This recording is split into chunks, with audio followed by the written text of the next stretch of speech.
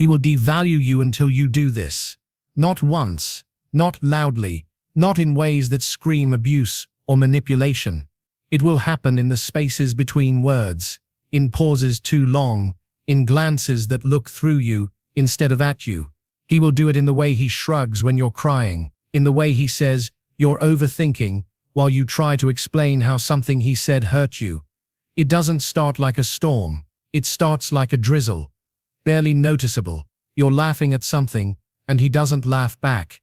You wear something new and he doesn't even look. You share something that matters to you and he changes the subject. And in those tiny, sharp silences, something in you starts to shift. At first you make excuses. He's tired, he's distracted, he's just not great with emotions. You try harder, you tone yourself down, you don't want to be too much. You don't want to lose him, even though deep down you know you're already starting to lose yourself. You tell yourself to be patient. You tell yourself, this is how relationships go, that you can't expect fireworks every day. You remember the good time, how kind he was in the beginning, how he used to listen, how he made you feel like the only one. So you hang on to that memory like a lifeline, and you think maybe if you just wait, if you just love harder, that version of him will come back. But he won't. Not real, because that version of him only existed to pull you in. It wasn't real, or if it was fleeting. Just enough to make you invest. Just enough to keep you there when things started to slip.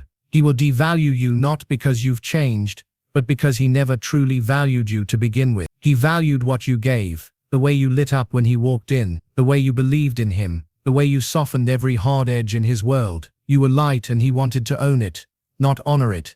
So he starts chipping away at you. He jokes about your insecurities, and when you flinch he says relax, it's just a joke. He points out your flaws like he's doing you a favor. He becomes colder, more distant, but when you call it out he flips it. You're too emotional. You're imagining, you're always looking for a problem, and maybe you start to believe him. You start rewriting reality in your head. Maybe you are too sensitive. Maybe you are needy. Maybe you expect too much. You begin to shrink, not because you want to, but because you think it's the only way to stay. You walk on eggshells. You double-check your words. You rehearse before you speak. You apologize for things you didn't do. He doesn't raise his voice. He doesn't need to. His silence does the work. His indifference is a punishment. His lack of enthusiasm is enough to keep you in line. You start trying to earn his love back, not realizing that the act of having to earn love means it was never freely given. You wonder what you did wrong, why he's pulling away, why you feel so invisible. You try harder. You cook his favorite meals. You change your hair. You ask less of him. You expect less. You become less. And every time you lower your standards, he lowers his effort, until one day you realize you're the only one trying. You're the only one carrying this relationship. You're exhausted, but you're still there because leaving feels like failure, and staying feels like survival. But this is what he's built. A version of love that teaches you to abandon yourself just to keep him comfortable. He will devalue you until you do this.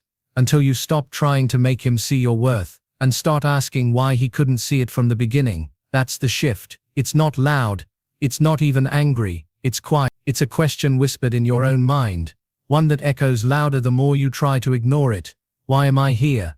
Why are you still begging to be seen by someone who looks at you like you're ordinary? Why are you still fighting for someone who stopped showing up a long time ago? Why are you still trying to become someone smaller, softer, quieter, just so he won't feel threatened? He will devalue you until you stop needing him to value you, until you stop mistaking his bare minimum for effort, until you realize that what he offers isn't love, it's control, it's convenience, it's comfort wrapped in discomfort. And the moment you realize it, the second you stop trying to decode his mixed signals, stop waiting for him to show up, stop breaking yourself just to hold something broken, that's when he'll feel it. He'll feel it in your silence, in your disinterest, in your lack of response. He'll feel it when you no longer ask where he's been, when you stop trying to fix things, when you look at him like he's no longer something sacred but just someone passing through. And he might panic. He might try harder for a moment. He might mirror the version of himself that made you stay in the beginning. He'll say the right things. He'll make the right promises. But now you see through it. It doesn't touch you like it used to, because the spell is broken. Because you've done the one thing he never expected.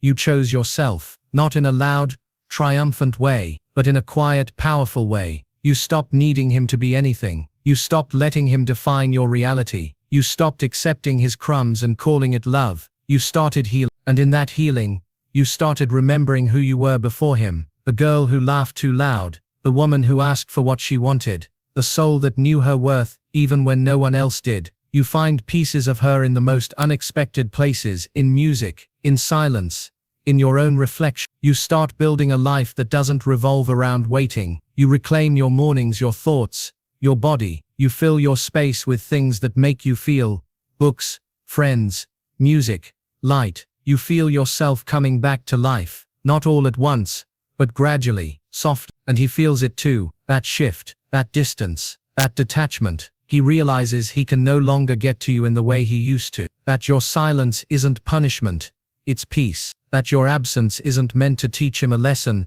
it's just the natural result of you learning one. He will devalue you until you stop showing up as someone who needs to be rescued, until you stop calling pain loyalty, until you stop hoping broken people will love you better once they realize how much you care. He will devalue you until you learn how to leave, not just physically, but emotionally, mentally, spiritually, until you learn that love should never make you question your worth. And when you do, when you truly leave, when you reclaim your voice, your truth, your power, you'll look back and wonder how you ever stayed as long as you did, not with shame, not with regret, but with clarity, because you're not that woman anymore. He will devalue you until you finally see that you were never hard to love, you were just loving the wrong person.